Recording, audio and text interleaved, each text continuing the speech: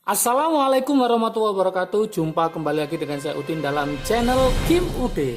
Asiknya belajar kimia.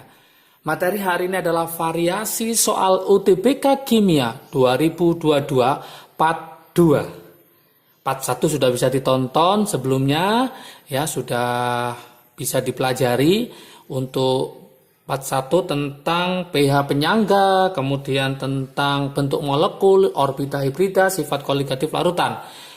Untuk lebih lengkapnya lagi, maka part 2 kita mulai soal nomor 9 sampai nomor 15. Mudah-mudahan dengan adanya part 1 dan part 2 ini teman-teman bisa paham model UTBK Kimia 2022. Dan supaya nanti nilai kimianya pas UTBK maksimal dan memuaskan. Oke, teman-teman, seperti biasa, sebelum saya bahas, like, subscribe, dan komentarnya. Juga lonceng ditekan supaya tidak ketinggalan video terbaru dari Kim Ude. Oke, kita mulai soal nomor 9. Oke, soalnya nanti juga saya kasih di link deskripsi, silahkan dilihat. Jangan lupa juga nanti ada program sukses UTBK 2022. Nanti jangan lupa follow IG kimia.ud. Atau nanti saya kasih nomor WA yang bisa dihubungi supaya nanti paham kapan program sukses UTBK 2022 dimulai belajar bersama Kim Ude. Oke, kita mulai soal nomor 9. Ini tentang sifat periodik unsur atau sistem periodik unsur ya, arahnya ke sifat periodiknya. Oke, soal nomor 9. Di situ ada atomnya di situ ada Na11, kemudian ada K19, kemudian ada Rb37. Oke, yang ditanyakan urutkan sifat elektronegatifannya. Urutkan sifat elektronegatifannya.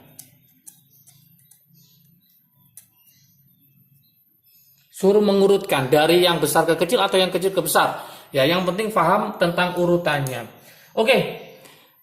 Pada video Kim Ude di sifat periodik unsur sudah saya bahas trik asiknya, gimana cara menghafalkan sifat periodik unsur. Oke, saya perjelas kembali trik asiknya. Nah, kita pakai namanya panah ajaib ya. Panah ajaib, di sini ada namanya konsonan. Nanti silakan dilihat kembali. Kan ada juga vokal. Oke. Yang sebelah kanan ini adalah vokal, huruf vokal depannya. Yang ini adalah konsonan. Maksudnya apa? Vokal huruf hidup, konsonan huruf mati. Ini adalah E, A, E, O, A. Ini J, R, L, B, P. Oke, bisa ditebak. J itu apa? Jari-jari. Jari-jari. R itu adalah reduktor. L adalah logam. B adalah basa. P adalah positif. Untuk E adalah energi ionisasi. Energi ionisasi. Kalau A, afinitas elektron. Kalau E, elektronegatifan, ini yang ditanyakan, elektronegatif. Kalau O adalah oksidator. Kalau A adalah asam oksi, asam yang mengandung oksigen. Contoh HCl4, H2SO4. Nah, dari panah ini kelihatan semakin ke atas, semakin ke kanan, maka semakin besar. Kalau konsonan J, R, L, B, P semakin ke kiri, semakin ke bawah, semakin besar. Pada soal nomor 9, kalau kita lihat NaKRB, ini adalah satu golongan, yaitu golongan 1A. Kalau kita pakai cara mencarinya adalah 281, berarti elektron valensinya 1. Ini 2881, berarti elektron valensinya juga 1. Maka kalau kita susun, Na itu paling atas karena dia golongan 1A. 1A yang paling atas, kemudian disusul oleh K, disusul oleh RB. Yang diminta adalah elektronegatifan. Ingat, elektronegatifan adalah vokal, maka semakin ke atas, maka semakin besar. Semakin besar. Kalau diurutkan berarti Na yang paling besar. Maka jawabannya adalah Na paling besar, kemudian K, baru yang paling kecil adalah Rb. Maka pilihan yang tepat jawaban untuk soal nomor 9 adalah yang B. Oke, sifat periodik unsur pasti keluar di soal UTBK tahun 2021, baik gelombang 1 maupun gelombang 2, baik sesi pagi maupun sesi siang, itu keluar tentang sifat periodik unsur. Soal nomor 10. Soal nomor 10. Soal nomor 10 ini tentang stokiometri, teman-teman semua, yaitu tentang reaksi pembatas. Di situ ada reaksi yaitu NiS, nikel sulfida, direaksikan dengan 4HNO3 nanti menjadi apa? Pewanjang. Ini nggak usah saya tulis untuk menyingkat waktu. Yang diminta adalah berapakah jumlah yang diminta ini. Kita harus paham arah pertanyaannya. Jumlah mol pereaksi sisa. Pereaksi sisa. Kata-kata pereaksi berarti letaknya di sebelah kiri. Maka sebelah kanan nggak usah saya tulis. Jadi hanya kita menulis yang sebelah kiri. Karena yang diminta hanya jumlah mol pereaksi sisa. Tapi kalau nanti soal diubah, yang ditanyakan adalah jumlah mol hasil reaksi, maka kita tulis lengkap sebelah kiri maupun sebelah kanan. Kemudian kita pakai mula-mula, reaksi, sisa, atau setimbang. Seperti biasa. Mula-mula NiS di soal adalah 4 mol. Kemudian HNO3 adalah 8 mol. 4 mol, 8 mol. Ingat teman-teman, kalau ada dua yang diketahui, maka langkah pertama teman-teman harus mencari PP. Masih ingat PP? Yaitu pereaksi pembatas. Gimana triknya mencari reaksi pembatas? Jangan sampai lupa, yaitu mol dibagi koefisien, cari yang paling kecil. Cari yang paling kecil. Ini adalah triknya. 4 dibagi 1 itu 4, 8 bagi 4 itu 2. Maka logikanya yang kecil adalah yang 8 dibagi 4. Karena ini yang lebih kecil, maka ini sebagai pereaksi pembatas. Berarti ini sebagai PP-nya. Kalau bereaksi pembatas maka harus habis bereaksi. Kalau habis bereaksi berarti ini adalah 0. Supaya 0 berarti ini 8. Kalau ini 8 ini berapa? Ingat ini 1 ini 4. Berarti nanti 1/4 dari 8. 1/4 dari 8 maka ketemu 2. Mula-mula 4 yang bereaksi 2 maka ada sisa. Sisa berapa? Sisa 2 mol. Miliknya siapa? Miliknya NiS. Maka jawabannya pereaksi sisa adalah 2 mol NiS, nikel sulfida. Maka jawaban yang betul di situ adalah jawaban yang D. Oke, sangat mudah sekali. Teman-teman harus paham soal ini arahnya kemana. Apakah yang ditanyakan pereaksi, apakah yang ditanyakan adalah hasil reaksi. Itu harus paham. Oke. Soal berikutnya tentang KP, yaitu tetapan keseimbangan berdasarkan tekanan. Ya, 11. Nanti soal yang keluar bisa KC, bisa KP. KC itu tetapan keseimbangan berdasarkan konsentrasi, kalau KP tetapan keseimbangan berdasarkan tekanan. Di situ ada soal ya, ada soal. Oke. O2 ditambah 2F2 kesetimbangan menjadi 2OF2, sudah ada harga KP-nya. Harga KP-nya adalah 0,5. Kemudian pada kesetimbangan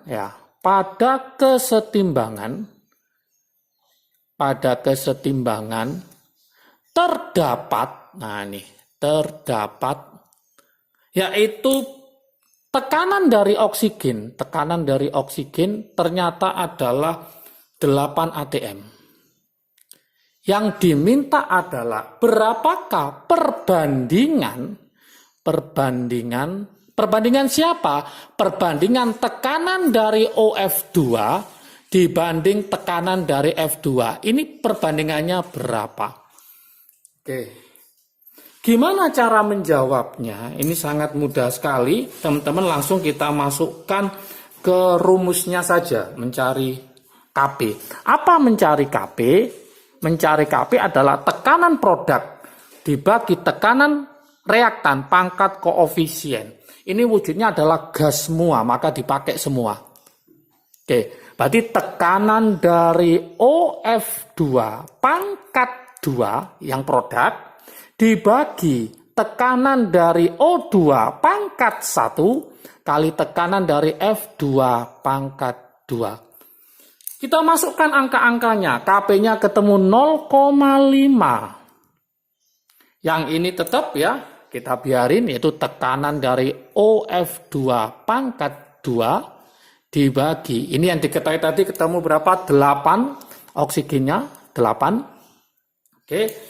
Yang ini tetap biarin tekanan F2 pangkat 2. Kita kalikan. Berarti hasilnya 0,5 kali 4, 0,5 kali 8 hasilnya adalah 4. Berarti 4 sama dengan tekanan F2 kuadrat dibagi tekanan F2 kuadrat. Supaya nggak ada kuadrat, maka ini saya akar. Nah, ini saya akar. Supaya nggak ada kuadrat, diakar. Akarnya 4 adalah 2. Kalau ini diakar, maka kuadratnya hilang, maka tinggal tekanan OF2 dibanding tekanan F2. Yang diminta apa? Yaitu tekanan OF2 dibanding tekanan F2. Udah selesai. Berarti jawabannya adalah 2. Maka di option jawaban yang betul adalah yang C, ya, yang C. Oke, sangat mudah sekali.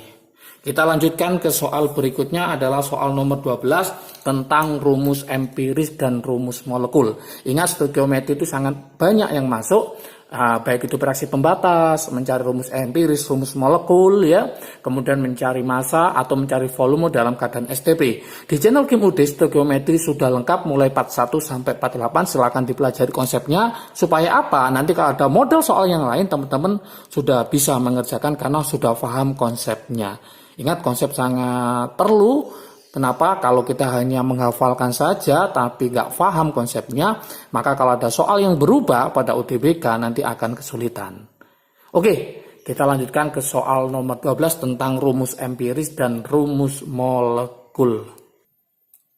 Soal nomor 12. Oke, 12 rumus empiris dan rumus molekul. Di situ ada soal perbandingan, ya. Ada soal perbandingan, awalnya adalah C dibanding O. Ini masih massa. C banding O itu sama dengan 21 dibanding 8. Ini perbandingan massanya. Kemudian yang kedua ada O dibanding H. Ternyata adalah 16 dibanding 7. Oke, gimana cara ini kita memadukan antara yang pertama yang kedua? Pusat perhatian kita yang ada yang sama, yaitu siapa? O. O ini sama. Maka ini harus kita samakan. Supaya sama, maka ini saya tulis, saya kalikan 2, berarti ketemu 42 dibanding 16. Ini sudah sama, 16. Karena sudah sama, maka bisa kita simpulkan di sini, yaitu C dibanding O dibanding H, berapa banding berapa? Berarti 42 dibanding 16 dibanding 7. Ingat, ini tidak boleh kita tentukan langsung perbandingan rumus empirisnya. Kenapa? Ini masih massa, masih gram. Maka supaya dia menjadi rumus empiris, maka harus kita jadikan mol, karena harus perbandingan mol, bukan perbandingan massa. Hati-hati jebakannya. Kim UD takutnya teman-teman langsung ini kita sederhanakan langsung jadi rumus empiris, itu yang salah. Maka teman-teman harus hafal AR masing-masing. AR-nya C itu berapa, AR-nya O berapa, AR-nya H berapa. Pasti hafal semua teman-teman, ya. AR-nya C, H itu 1. Nah, kenapa? Kita bagi mol karena harus rumus empiris perbandingan mol. AR-nya O adalah 16. AR-nya si C adalah 12. Jadi ini kita jadikan mol. Kita jadikan mol dengan cara apa? Yaitu mencari mol adalah gram dibagi AR-nya. Oke.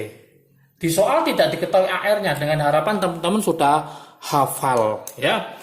Berapa perbandingannya? Nah, kita mulai dari sini, ini 7. Nah, ini 1 ya. Yang ini adalah sekitar 3,5. Karena ini masih dalam bentuk desimal koma ya, 3,5, maka harus kita bulatkan. Kita kali 2 semua, maka ini jadi berapa? 7, ini 2, ini 14. Dari sini maka kelihatan rumus empirisnya adalah C berapa? C7 H14 O-nya 2. Seandainya soal ini diperdalam lagi, kira-kira dia termasuk senyawa apa? Ingat kalau kita cek di sini, ini adalah rumusnya adalah CN H2NO-nya 2, maka ada 2 kemungkinan, bisa dia adalah asam karboksilat atau ester. Nah, ingat-ingat, asam karboksilat atau ester. Gugusnya apa? Kalau asam karboksilat adalah COOH, kalau ini gugusnya adalah COO. Itu kalau soal ini diperdalam lagi. Tapi untuk soal nomor 12 ternyata hanya mencari rumus empirisnya saja. Sehingga jawabannya adalah yang E ya. Oke, lanjut ke soal nomor 13. Soal nomor 13 itu berkaitan dengan bilox ya, bilox. Di situ ditanyakan bahwa CL ini bilog paling rendah itu berapa? Itu pertanyaannya, logikanya gitu. CL ini bilog terendahnya berapa? Oke, kita buatkan trik asiknya ya. CL ini termasuk apa? Termasuk golongan 7A. Golongan 7A. Maka kalau kita bicara trik asiknya, trik asik untuk mencari bilog tertinggi sama terendah, maka logikanya golongan 7A nanti bisa ada namanya bilog maksimum sama bilog minimum. Maksimum, trik asiknya adalah itu sesuai dengan GOL, sesuai dengan golongan. Dia golongan berapa? Golongan 7A, maka maksimumnya adalah plus 7. Minimumnya adalah golongan dikurangi 8. Stabilnya 8 gas mulai ya. Golongan dikurangi 8, berarti 7 kurangi 8 berapa? Min 1. Berarti bilog minimum, bilog terendah untuk CL, yaitu adalah min 1. Min 1. Maka jawabannya adalah yang E ya. Jawabannya adalah yang E. Kalau soal ini diperluas ya, diperluas. CL yang mengalami autoredox, misalkan gitu. Yang mengalami autoredox. Atau bahasa lainnya adalah apa? Disproporsionasi. Disproporsionasi. Bilognya berapa? Maka logikanya namanya autoredox, dia bisa mengalami oksidasi, bisa mengalami reduksi. Maka bilognya itu antara min 1 sampai 7. Nah, ini pasti di sini adalah reaksinya adalah autoredox. Berarti jawabannya ini CL yang mengalami autoredox atau disproporsionasi, bilognya antara, itu jawabannya, antara min 1 sampai plus 7. Bisa plus 3, bisa plus 5, bisa plus 1, bisa 0. Itu pasti mengalami autoredox, artinya bisa mengalami oksidasi, bisa mengalami reduksi. Kalau plus 7 tidak bisa mengalami oksidasi karena dia tertinggi. maka dia tidak akan bisa mengalami autoredok. Kalau min 1 karena dia terendah, nggak bisa turun lagi, artinya nggak bisa reduksi, hanya bisa mengalami oksidasi, maka dia tidak akan mengalami autoredok. Jadi kalau ada soal, mana yang tidak akan mengalami reaksi autoredok? Ya, bilog minimum sama bilog maksimum, itu pasti tidak akan mengalami autoredoks. Tapi kalau bilognya antara min 1 sampai 7, itu pasti akan mengalami autoredoks. Oke, semoga paham. Untuk konsepnya lebih paham lagi, di channel Kim Ude sudah ada, yaitu cari redoks ya, reaksi redoks. Di situ sudah Kim Ude terangkan tentang bagaimana cara menentukan reaksi autoredoks beserta trik asiknya. Oke, soal berikutnya adalah soal nomor 14. Kembali lagi ke soal stoikiometri, menghitung volume dari gas ya, dalam keadaan STP, dalam keadaan standar. Itu hati-hati, ada jebakannya, nanti harus paham maksud dari soalnya. Kenapa? Kalau nggak paham maksud dengan soalnya, maka nanti biasanya akan memilih jawabannya itu kira-kira. Oke, kita coba ya. Oke, nomor 14 tadi sudah Kim Ude bilang hati-hati, harus paham tentang soalnya ya, stoikiometri, arah soalnya kemana ya. Di situ ada reaksi, yaitu 2SO2 ditambah O2 menjadi 2SO3. Oke, ada mula-mula, reaksi, sisa atau setimbang. Mula-mulanya adalah 2 mol. Ini adalah 2 mol juga. Yang diminta adalah jumlah volume dalam keadaan STP, jumlah pada akhir reaksi, jumlahnya ya, jumlahnya. Berarti kalau kita lihat kata-kata jumlah, maka harus ada yang dijumlah. Saya takutnya teman-teman hanya mencari SO3 saja, atau mencari hanya O2 saja, hati-hati, atau hanya mencari SO2. Langkah pertama, seperti biasa, kalau ada 2 reaksi yang diketahui, maka tidak ada pilihan, teman-teman harus mencari PP. PP reaksi pembatas kayak tadi itu ya, yaitu mol dibagi koefisien, cari yang paling kecil. 2 bagi 2, 1. 2 bagi 1, 2. Maka yang kecil adalah SO2, ini sebagai pereaksi pembatas. Karena pereaksi pembatas, maka ini harus habis, berarti 0. Supaya 0 berarti sini 2. Ingat, perbandingan mol menunjukkan perbandingan koefisien. Yang bereaksi 2. Ini 1, berarti ini 1. Ini 2, berarti sini 2. Oke, 2 kurangi 1, maka ketemu 1. Ini karena nggak ada mula-mula, langsung ini 2. Maka pada akhir reaksi, ini ada 1 mol miliknya oksigen dan 2 mol miliknya SO3. Yang diminta adalah jumlahnya. Dalam berapa jumlahnya? Volumenya dalam keadaan STP. Maka kalau kita lihat jumlahnya, maka kita jumlah aja ini. Jumlahnya berapa mol kalau gitu? Karena 1 tambah 2, maka jumlahnya 3 mol. Oke. Masih ingat teman-teman, mencari mol adalah volume STP dibagi 22,4. Berarti mencari volume STP sama dengan mol dikali 22,4. Karena ini jumlahnya ada 3, ada yang menjawab 1 mol, 1 kali 22,4. Ada di pilihannya, 22,4. 2 mol, 2 dikali 22,4, ketemu 44,8. Tapi pilihannya hanya 4,48. Takutnya nanti memilihnya, oh ini paling mendekati. Itu yang fatal. Soal UTBK hati-hati, banyak jebakannya untuk soal pilihannya. Belum tentu kita menjawab yang ada di situ benar. Harus paham. Ya. Maka nanti di program Sukses UTBK 2022 akan saya perdalam konsepnya dan soal-soal latihannya. Jangan lupa, insya Allah di bulan Januari ya, nanti akan saya buatkan Sukses UTBK 2022. Kita mulai belajar UTBK mulai dari sekarang ya, supaya nilai kimianya memuaskan ya.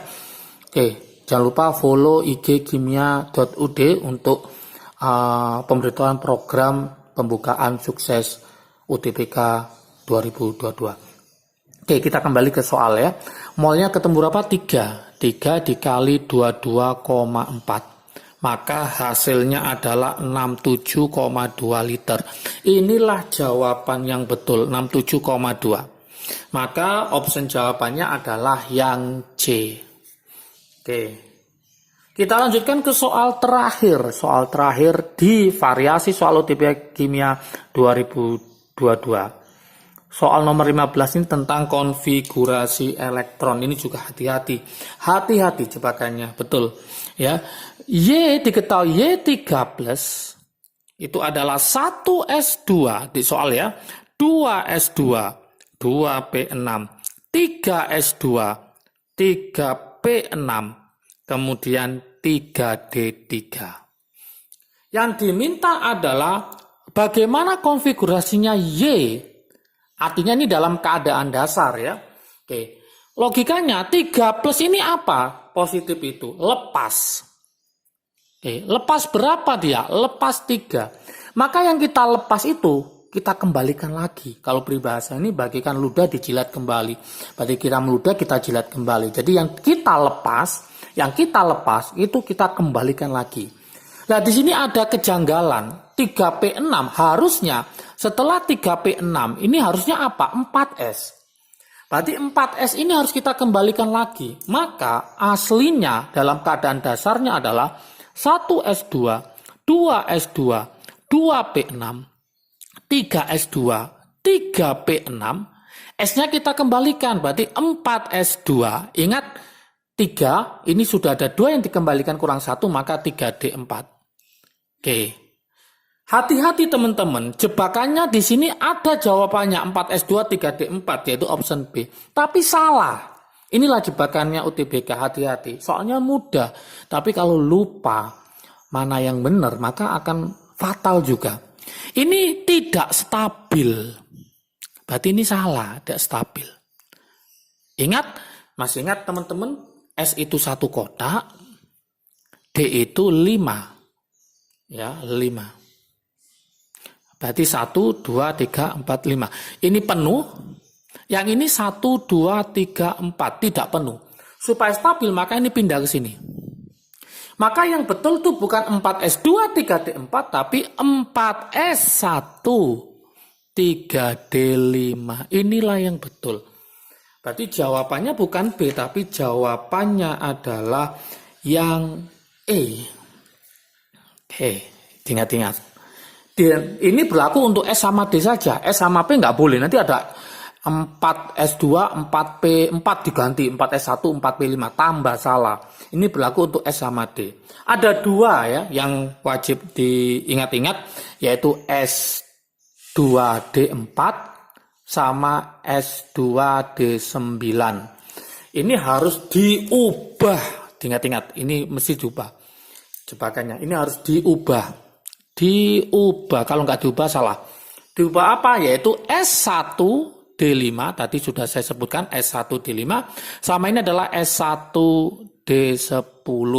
Oke, ini diingat-ingat ya supaya nanti nggak lupa, karena saya takutnya nanti soal ini akan keluar lagi dan teman-teman nanti ingat dan bisa. Oke, teman-teman semua, tanpa terasa variasi soal UTBK Kimia 2022 sudah saya bahas mulai part 1, part 2, ada 15 soal. Nanti akan perbanyak lagi variasi soal UTBK yang lain. Jangan lupa like, subscribe, dan komentarnya. Juga lonceng ditekan supaya tidak ketinggalan info terbaru dari Kim UD. Oke, semangat belajar. Semoga sehat selalu, sukses selalu. Salam sukses dari Kim UD. Asiknya belajar kimia. Assalamualaikum warahmatullahi wabarakatuh.